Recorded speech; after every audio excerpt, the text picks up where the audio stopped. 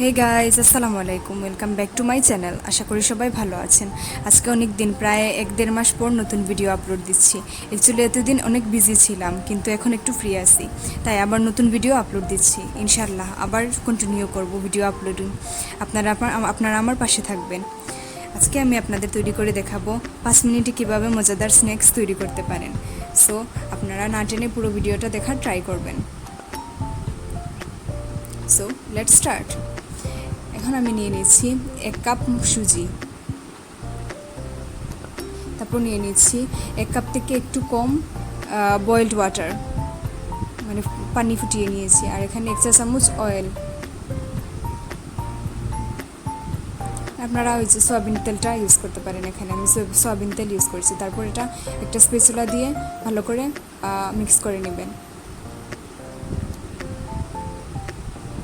এরকম অনবরত নেড়ে মিক্স করে নেবেন। তারপর এখানে আমি 4-5টা আলু বয়েল করে ম্যাশ করে নিয়েছি। আপনারা চাইলে আলু আগে বয়েল করে ম্যাশ করে ফ্রিজে রেখে দিতে পারেন। তারপর বানানোর 5-6 মিনিট আগে এগুলো বের করে রেখে বানাতে পারেন। তারপর আমি এখানে আলুর সাথে ওই সুজিটা মিক্স করে নিব। হাত দিয়ে ভালো করে এটা মাখিয়ে মিক্স করে নেবেন।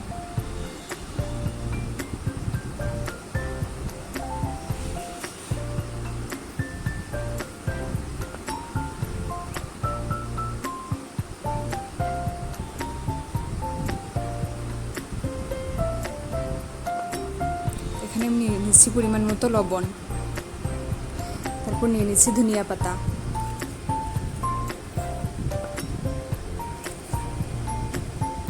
তারপর এটাকে ভালো করে এভাবে মিক্স করে নেবেন। এটা কিন্তু খুব আঠালো হয়, তাই মাঝে মাঝে হাতে একটু তেল লাগিয়ে নিতে পারেন। তো এখন এটাকে আমি ভালো করে বোলের শেপ করে নিচ্ছি। আপনারা চাইলে ফিঙ্গার শেপও করে নিতে পারেন। আমি এখানে বোলের শেপ করে নিয়েছি। হাতে তেল লাগিয়ে অবশ্যই করবেন, কারণ এটা অনেক আঠালো হয়। তারপর ফ্রাই প্যানে তেল গরম করে এটাকে ভেজে নিব। তেলটা কিন্তু হাই হিটে গরম থাকতে হবে,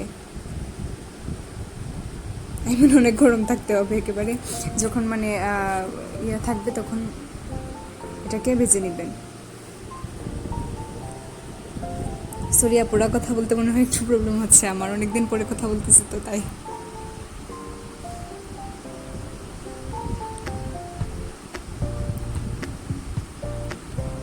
আপনাদের কাছে স্ন্যাক্সটা কেমন লেগেছে অবশ্যই আমাকে জানাবেন।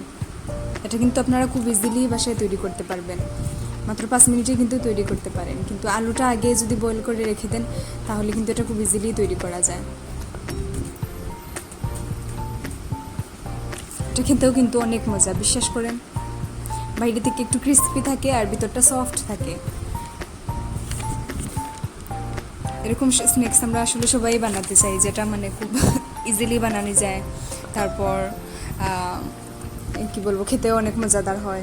বাসায় মেহমান আসলেও আপনারা খুব ইজিলি এটা তৈরি করে দিতে পারেন। বাচ্চাদের টিফিনেও দিতে পারেন, কারণ বাচ্চারাও এটা অনেক লাইক করবে। তারপর আমার পটেটো বলগুলা হয়ে গেছে, তাই আমি এগুলা নামিয়ে নিচ্ছি। দেখতেই পাচ্ছেন, দেখি মনে অনেক মজা হবে।